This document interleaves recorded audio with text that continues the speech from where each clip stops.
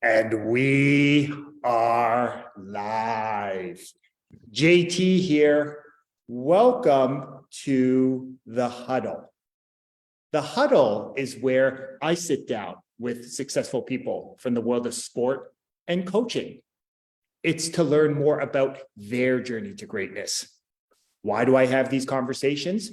Because success always leaves clues.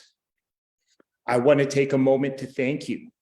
Whether you are tuning in live as we stream into our Facebook community, whether you are watching the replay on YouTube or on Facebook, or whether you're listening to the audio on the podcast, thank you so much for being here with me and my special guest today. And here's my friendly reminder to you. The mind is like a parachute.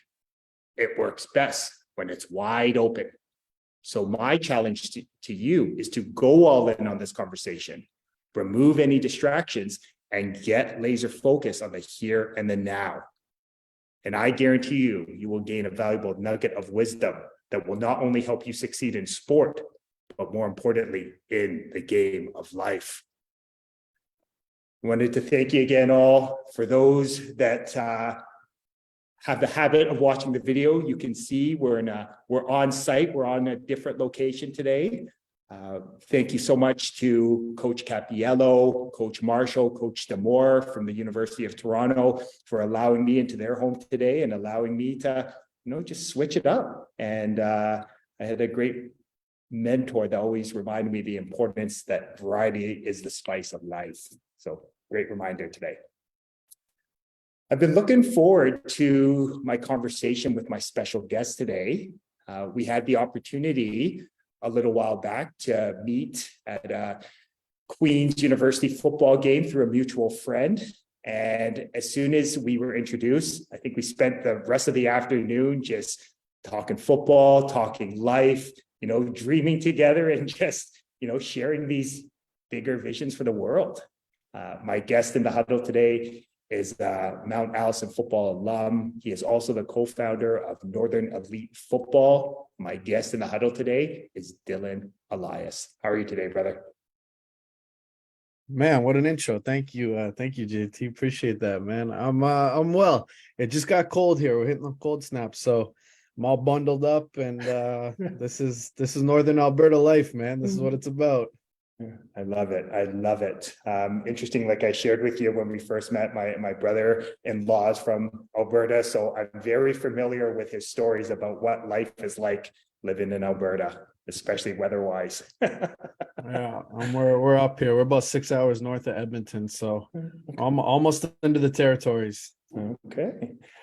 So, brother, one of the reminders that I always like to, check in with myself, check in with others, is the importance of counting your blessings. And I'm a firm believer that the biggest blessing you can give anyone is your time and energy. So I want to thank you again for blessing me and our community with some of your time and energy here today, and to being here with us and being open to sharing your journey. So thank you, brother. Thank you. Thank you for having me, JT. Okay. So we'll get kicked off, pun intended. So I always like to remind myself that life is a game and games are supposed to be fun. So I'm curious, what's an interesting fact about you that maybe a lot of people don't know about? I had a great friend who said, we all have our quirks, we all have these things that make us unique and different. So I'm curious, what is an interesting fact about yourself that maybe a lot of people don't know about you that you'd be open to sharing with all of us? Great question. I don't know if this is, a lot of people don't know, but I actually did a karate for the first part of my life. I didn't really get into football till a little later. I was a karate and soccer guy. So I have a black belt. That's something that a lot of people don't know. Got my black belt when I was 17. I started when I was 6. Okay. In the discipline of Shotokai. But yeah, there's a little nugget that I can throw out there. Okay. I love that. I love, again, this diverse background, right, in martial arts. And it's interesting that the word you chose to best describe your journey to greatness was persistence. So I'm curious, was martial arts a great teaching tool to teach you on the value of and importance of persistence? I think it was, and that's kind of why I always bring it up that I studied martial arts as a young kid, because it's really the practice. There's no quick reward. I think people watch the Karate Kid and they see the montage gets, shrunk down to a couple cool minutes with a cool theme song, and then he kicks the guy's ass at the end. But in reality, you're putting hours in with no immediate payoff. And as a 6 and a 7-year-old, those, fundamental lessons built into your, like, sometimes I didn't even see the next belt or the next stage Mhm. until we're talking like a year and a half later. That's a long time when you're 8 or 9 years old. Um, Mhm. so I mean, I always encourage parents to put their kids into martial arts. Mhm. But yeah, persistence was definitely, like, even towards the end, I knew I fell out of love with it, but I was almost there, so I had to finish it through. But Mhm. yeah, it's so important, and I think there's so many, not just physically but mentally, like everyone talks about, like, so much to learn there. Yeah, big time. Okay. So I'm curious, sport has obviously played an important role for you in your life. First, you were a successful, high quality athlete, and now you've transitioned into being a high quality coach. So I'm curious, beyond persistence, what is one valuable lesson that you've taken from sport that you still find yourself applying to other areas of your life today? I think and I talked to one of my kids about this, I think our first year. I said, what happens on the football field is mirrored in life. So she was getting frustrated with some of her teammates, and again, we just started the program, and I said, look at how the kids are at practice. How do they show up? And then look at their life. How do they show up at school? Relationships. It's pretty easy to tell what kind of person someone is outside of the football field about how they conduct themselves on the football field. Mhm. And when I brought that to her attention, she came back to me 3 months later and she was like, "You're right. You're absolutely right. Like, I was looking at Mhm. this. I said, yeah. So if you want to be a great football player, if you, from an early age, I did, and I had a lot of good coaches and mentors along the way. But Mhm. I think early on, I realized how that translated into real life, and I took a lot of that with me. So, um, always finding a way, never giving Mhm. up, like things like that. I was always undersized, I would say, for the Yeah. sport. So I always felt like that, that little man chip on my shoulder, got to prove everything. Mhm. Now that can obviously work against you if you come in with a certain mentality, but I kind of made it work for me in the sense that, Yeah. like, I could always get it if I kept going after it. And Yeah. a lot of these things, did carry me in through my life, and not only just coaching, but just, my personal life and Mhm. everything in between. But yeah, I would say the biggest lessons of the game of and that's why I did say persistence, because there's a lot of Mhm. times in my life where I didn't even have a thought to give up when I talk to people after, oh, geez, I can't believe you stuck it through that. In my mind, I didn't have a choice, and that's the same way I was on the field. Mhm. This is just what we're doing, and I just got to keep going until I get it. That's how it goes. Yeah. It's interesting. And what I really heard from you again is this programming. And I mean, you work with a lot of young people, so this, that we've been programmed, we've been conditioned to allow things outside of us to control us, whether it's like, we're striving for that black belt in martial arts, or the number on a scoreboard, or as it transitions to the number of zeros on a paycheck as we get older.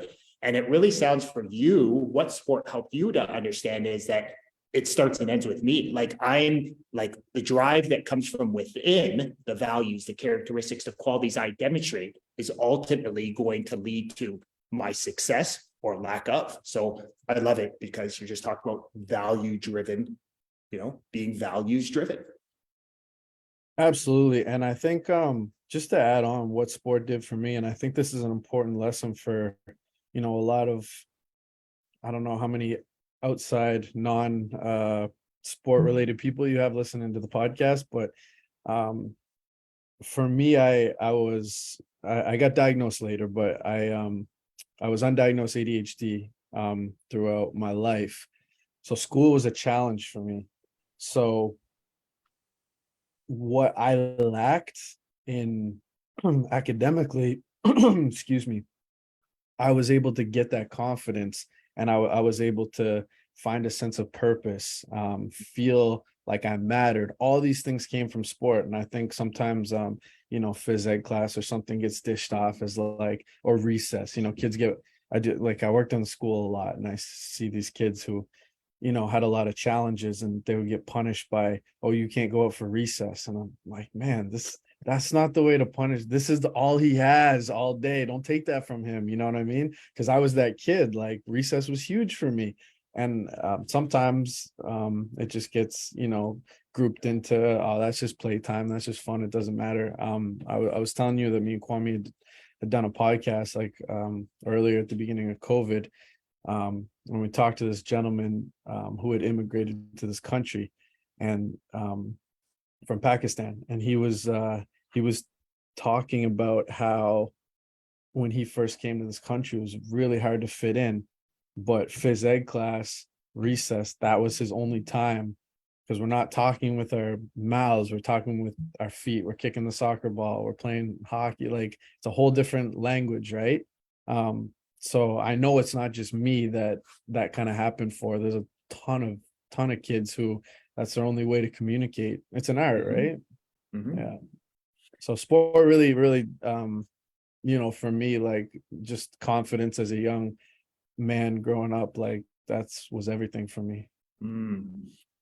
And I love that, right? Like that level of self-awareness that you're demonstrating there, right? Like sport was simply a different vehicle, right? And it was a vehicle for you to, get a better understanding of who you are. Sounds like it was an opportunity for you to celebrate your gifts, your talents, and your abilities, and just, create success in another aspect of life. So I think it's just a powerful reminder that we need to be open, that people can show their greatness in lots of different ways in life. Facts, big facts. So I'm curious, again, you're doing some amazing work. Like when we first met, I know Kwame was telling me about some of the great work with this Northern Elite football. I'm curious, what was the inspiration for you to take on this adventure and to, create this, beautiful idea and share it with the world? Are we talking about Northern Elite football or Northern Spirits? Okay.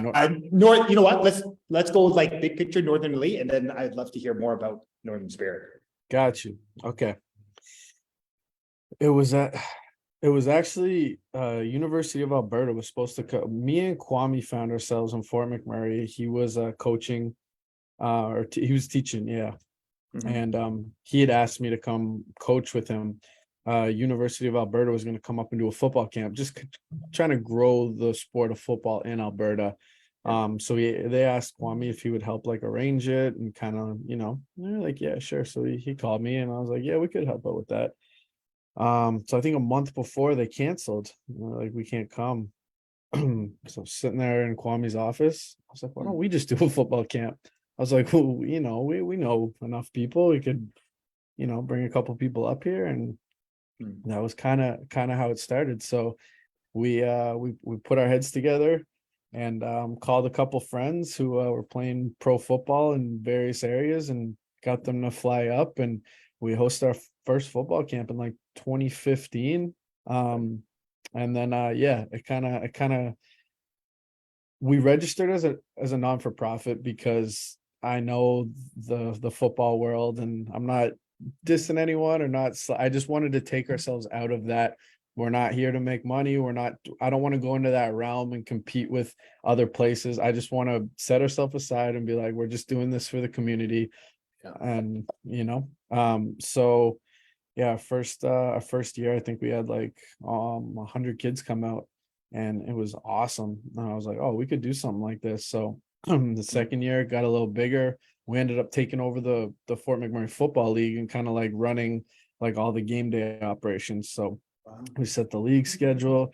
We filmed all the games. We did huddle. We got vendors. We had bouncy castles. We filled up the stands. We have like, over 2,000 people for a championship game, like in this community, which was, predominantly a hockey community. There wasn't really a lot of football going on.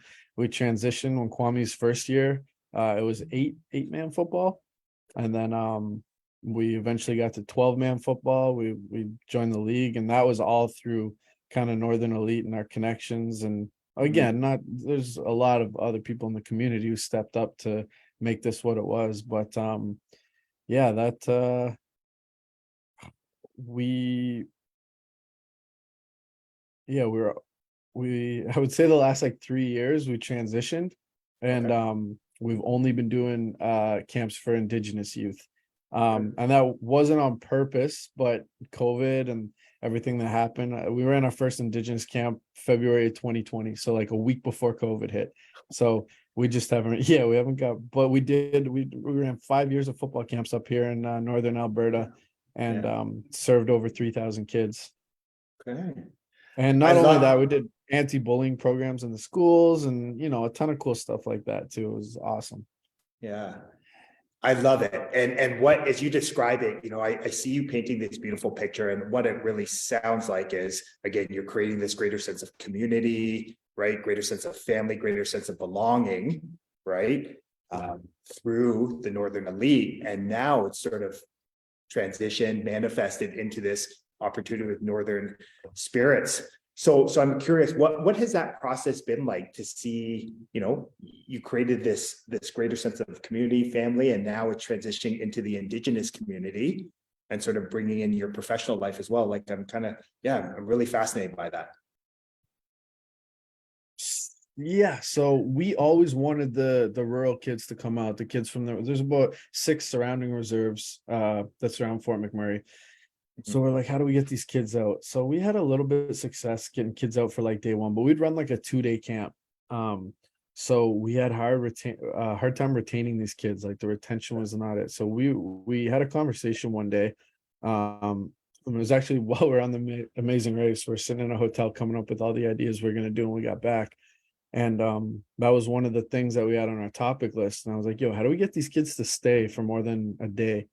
And then we had the idea, why don't we just do a camp for Indigenous youth and make it really like cultural based? If we run one in February, get the kids interested, get them having a good time, then maybe they'll come out for the main camp in the summer. That was the idea, right?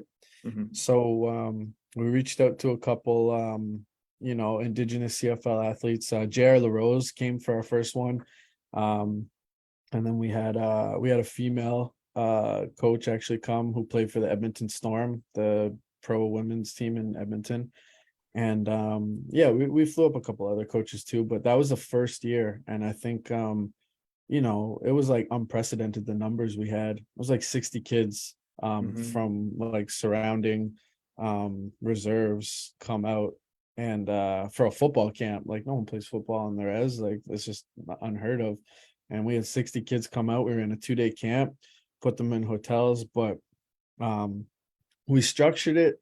So my idea was like, let's do a dinner and icebreakers first. Let's get everyone comfortable, do some speeches. So JR came, did a speech, showed everyone his CFL ring. We had like a good time, let everyone meet everyone, kind of broke down those barriers. There's a lot of stuff like, when the kids don't meet each other, they talk a lot of ish about like, oh, they're from that side, oh, they're from that side, but once they get in the same room, it all just drops. Like Yeah. um so they're immediately all friends, right?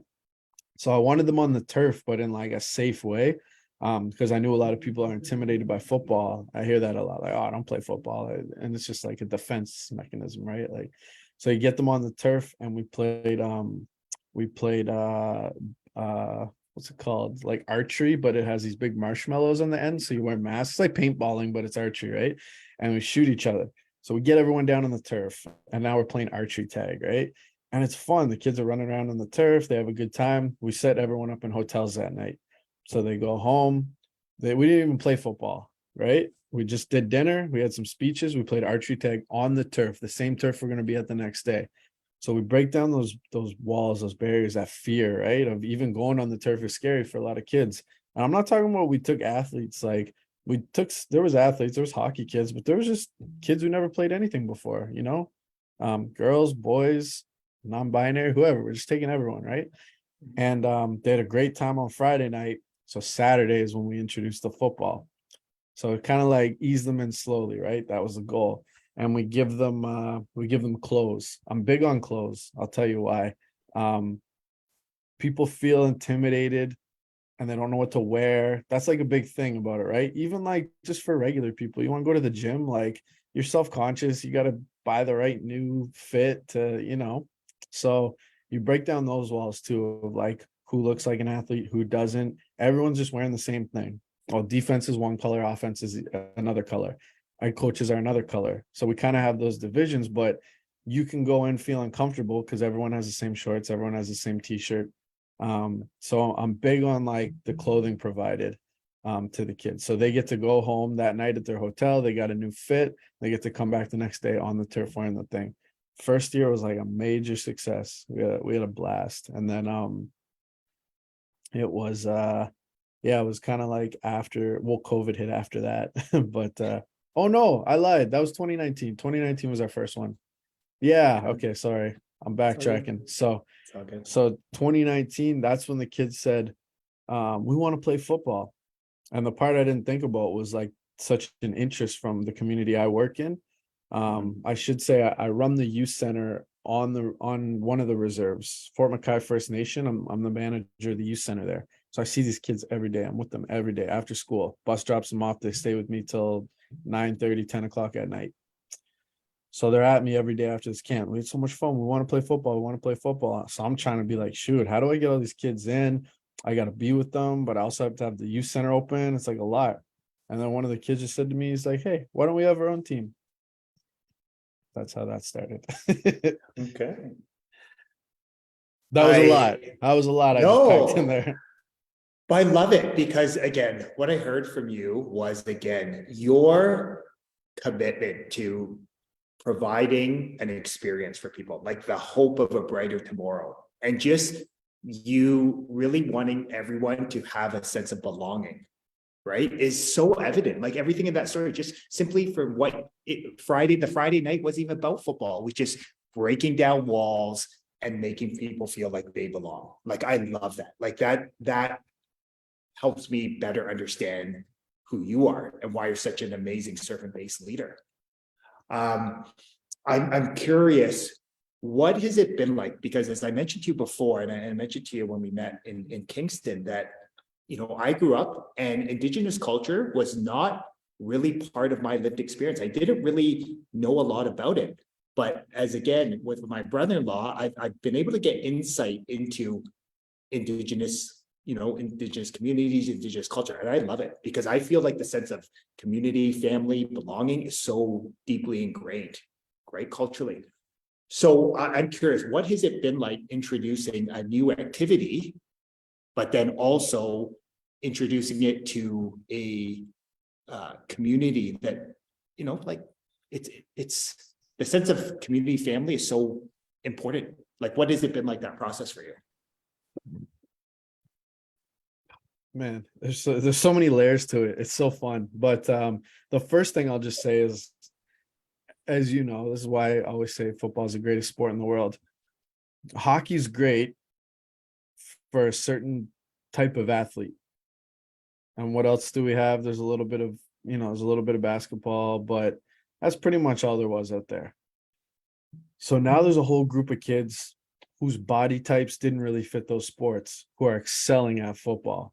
And that's really where you see, especially at that age, you know what I mean? Like 12, 13. And we had a lot of girls on our team like that first year. I'll say half of our team was girls. So when you get a bigger girl who's never really felt like she belonged in sport, never really told like, oh, you should be playing hockey, you should be playing, but no one said that to her. But now she's my left tackle and she's dominating. And now she feels like, oh, like I can do something, like I'm good at something. You can see this clearly, right? The confidence, the everything just like skyrockets. it's such an inclusive sport. And like, as the kids started like buying into this and what we're doing and seeing themselves kind of transform into the people that they are, the community just like, jumped right on board and supported the whole thing. So it's Mhm. been, I I won't say resistance. I haven't got any resistance. It's been very supportive. I think like the mindset around football is different than any other sport. That's what I've been battling the most. Mhm. Hockey has like what, like 70 something games, 3 practices a week for like months at a time. So, if you miss a hockey practice, it's not a big deal. If you miss a hockey game, it's not a big deal. So if you miss a football, it's like you can't miss it. We only have 6 games in a season. Like you can't Yeah. miss a game. Like, but the parents sometimes didn't like wrap their heads around that. Yeah. They'd just be like, "Oh, he can't go to practice today." I'm like, we need him. We're putting in new plays. Like we Yeah. can't. Oh, I don't think we can go to this game. Like, we're going to Edmonton this weekend. I'm like, what do you mean we can't lose? It's our starting running back. You can't just Yeah. take him for a game. Our Yeah. whole so there's a lot of that stuff that I was like, man. Yeah. We're past that now, but that was a lot of the stuff that like just, oh my goodness. Well, it's interesting, and it comes full circle back to this idea. I paraphrase that quote, that's often referenced, like how you do anything is how you do everything, right? And it's interesting, like, football, as you know, is kind of that unique beast where there is a lot of focus, repetition outside of actually playing games. So there's a lot of preparation, similar to what martial arts is, right? And then all of a sudden you have like 6 games a year to play. So Yeah. it's interesting where maybe to people who haven't been a part of football, there's a lot of process to see the end result. So Yeah. right. Absolutely. Okay. So I'm curious, you've been describing again, like you can really tell it's the community's getting behind it. What would you say throughout this process has been like that win for you? Could be on or off the football field that you really said to yourself, oh my gosh, like we're onto something here. Like we need to keep going. We need to keep helping people to see the vision. Uh it was a literal win.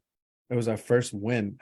That was so we had the 2019 season. That was a co-ed season. 2020 we shifted into a girls league because we had more girls on the team, and they just opened up a league in Edmonton. So we did a COVID season.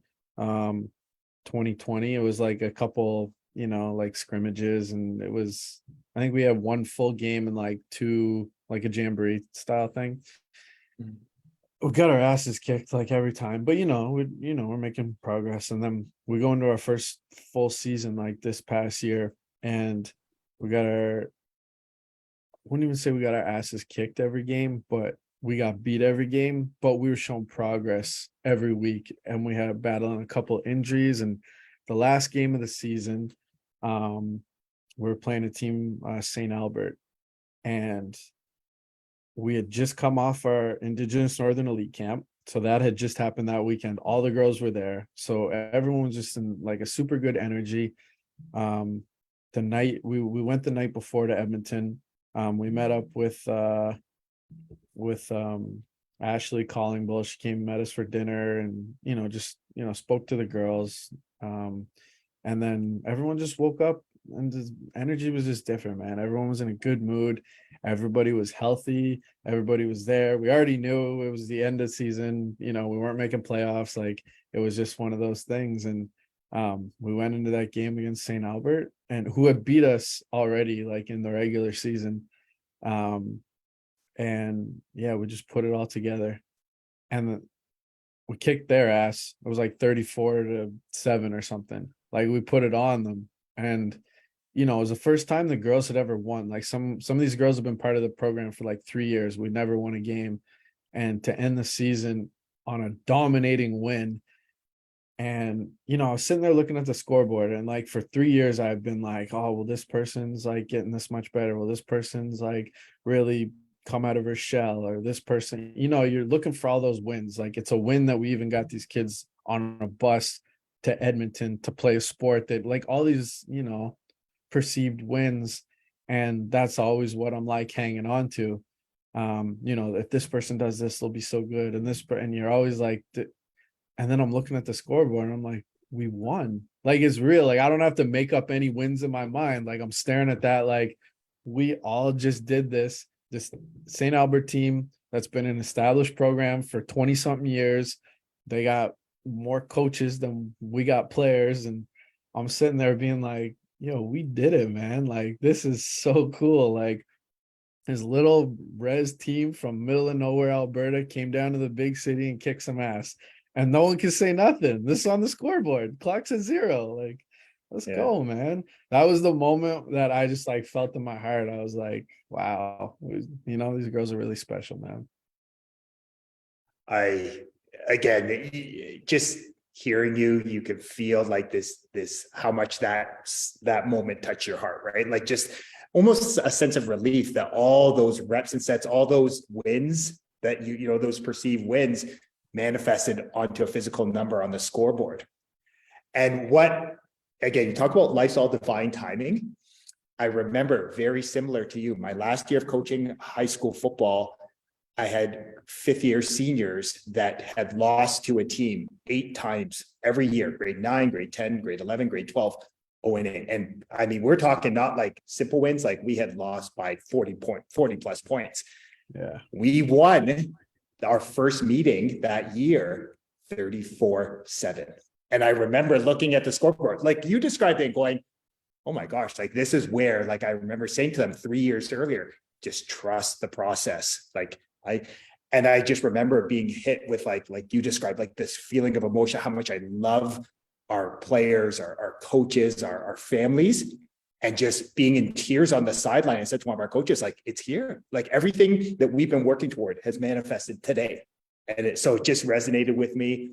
I find it hilarious. It's the exact same score you experienced that that's day. Funny. And it just proves that how much we were meant to have this conversation today. So thank you for sharing yours. And it's crazy how connected we are. That's super cool. Super cool. Okay. So I'm curious, you're in this process of growth, right? What would you like to see happen moving forward? One of the things I've loved about you talking is you're a dreamer like me. You're always going to aspire for more, to serve in a greater capacity. What would you like to see moving forward?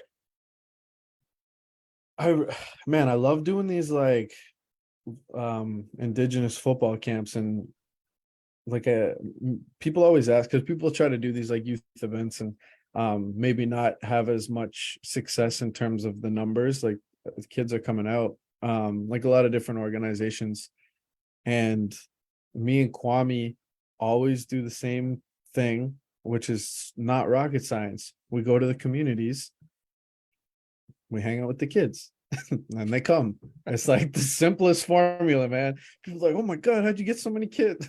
We went there and played basketball with them. Like, it's, you got to connect with people if you want them to come out for you. So taking the time to go out to these communities, like some of these are fly out communities. Like me and Kwame got to drive the ice road in February, like 3 hours north. We hang out with the kids, we play basketball, we do youth night with them, we eat dinner with them. No one's doing that, so they appreciate it so much. Like, wow, these guys really came up, hung out with us. Like, so we got 14 kids from that community to come out. So doing that over a couple of years has been so fun. I'm like, how much more can we do with this? So I would love, like, my dream eventually, I want to go around to a ton of communities. I want to bring some of my kids with me now, because the cool thing is, like, a couple of the kids I had early, like before the Northern Spirit started, I just had them coach or playing in the high school team. They're now coaching with me on the Northern Spirits. So they're coaches in their own community. One of them's playing CJFL. He just got back from his season with Prince George. One of them just finished up his high school season. So those kids are coaching with me now. So I would love the girls I have now, even like the older ones, to come with me and go do like a little tour around Canada and just, go to different communities and run little football camps. Like that would be, well, that's one of my dreams. I got a lot, but that's something in terms of what we're doing now. I think that would be super cool. If we could get people on board with that and just get more interest, because Yeah. there's a lot of good athletes, and I think just being exposed to different things. And like I said, the beauty about football, like every sport has something to offer, but the beauty about football is there's a ton of kids out there who don't think they're athletes who are athletes. Mhm. I love your vision. It's so many, there's just so many great things involved. I first had this idea of like your passion to travel, like your amazing race background, right? Like it's like you are creating your own amazing race with football, your passion to provide opportunities in the Indigenous community. And it's like you're creating your own sort of like way just to bring hope and of a brighter tomorrow. Like it's just Boom, so there's the many. show. Let me call CTV. There's our show right there, JT. That and how amazing would that be, right? Like I'm just thinking of all these young people's lives that you've touched that are now transitioning to coaching and giving back to their communities. Like just think of the ripple effect that that's going to have moving forward, right? Like so beautiful, brother. And that's like the main thing that I always want is like, if you build something, this is like mentoring 101, right? Like back into my early in-school mentor days, you got to build it within the kid. You can't have the child rely on you, because then when you leave, it's over, right? You got to build that from within. So that's the same thing that, I don't know my future. I don't know where I'm always going to be, but I don't want to leave and have football die in that community. So now we're building up football inside the community. I want it to be at a level that like I can walk away and it's fine. The program's taking care of itself. You know what I mean? So that's ultimately like with everything you want to do. You want to build sustainability within the inner workings of whatever you're doing, right? Mm. Again, what you just shared there speaks volumes about, again, your how mission driven you are and how just truly your passion to just help and serve the hearts of others, brother. It's like inspiring. It's like firing me up. I'm thinking about, what could we do to like make this happen? I know it's going to happen. I'm just like, now it's like, you've galvanized me. Now I want to figure out, okay, let's make it happen. Amazing race, football edition. I love it. Who's listening? Who's listening with the So I'm curious, brother, if anyone wants to learn more, wants to be support or just wants to, maybe help make your vision more a reality. What's the best way people can support you, support Northern Spirit football? Yeah. What's the best way people can get connected with you? yeah, hit me up, man. Hit me up on IG. I'm always I'll be honest, as I mentioned earlier, I have ADHD, so I'm a terrible responder, but I get to it eventually.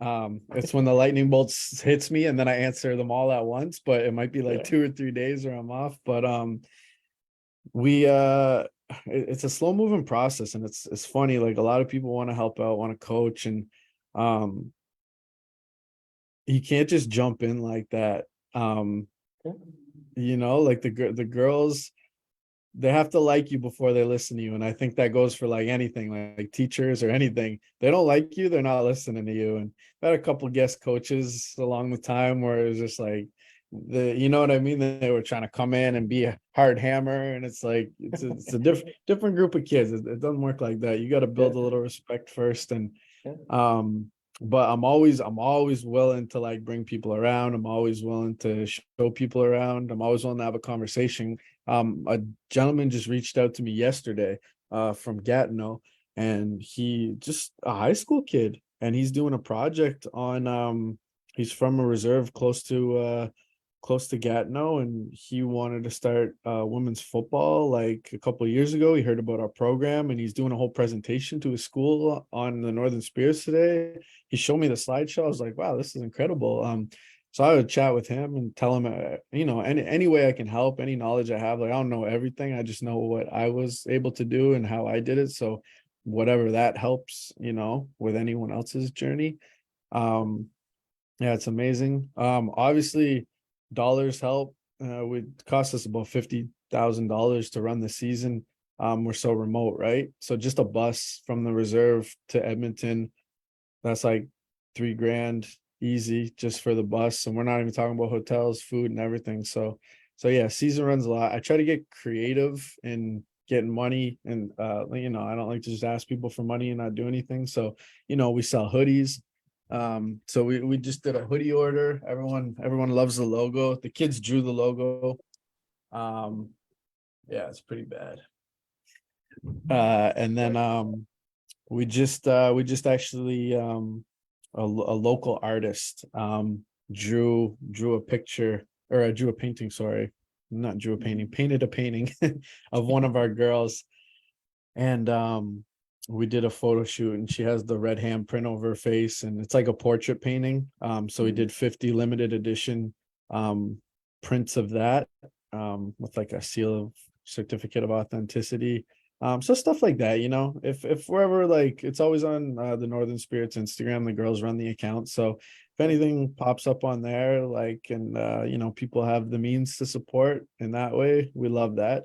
I mean, if some billionaire angel investors listening to this right now wants to fund the season, then hey, hit me up. But I know it's hard times for people right now, so I don't like to ask for money, but it is a lot of money to run these seasons. But we have a lot of good people in the community who help us get through that. But yeah, man, other than that, if people have questions, or if people are thinking about getting a project like this started in their own area, like, yeah, just please hit me up. I would love to assist in any way I can. Yeah. Okay. Well, I love it. And I'll be sure to share all the handles that you mentioned in the description, whether it's on Facebook, YouTube, on the podcast. So again, folks, feel free to check those out. And if you have any questions, feel free to connect with Dylan there. Hey, brother, I want to take a moment to acknowledge you. I want to take a moment to acknowledge you for the man you are, right? The great son, the great teacher, coach, mentor, but more importantly, the amazing human being you are. In the short time that I've known you, the one thing that really resonates with me is just how deep your passion to truly impact and serve the hearts of others is, right? Like your commitment to giving people, a vision of a brighter tomorrow is inspiring to me. And I just want to thank you for choosing to be a shining light in this world, brother. So thank you. JT, thank you, man. That was a great conversation, and it's a good start to the morning, man. I really appreciate you having me here. I really do. Yeah, it's all good. So folks, Dylan drops so many valuable nuggets of wisdom that will not only help you succeed in sport, but more importantly in the game of life. So as I like to remind you every time in the huddle, knowledge is potential power.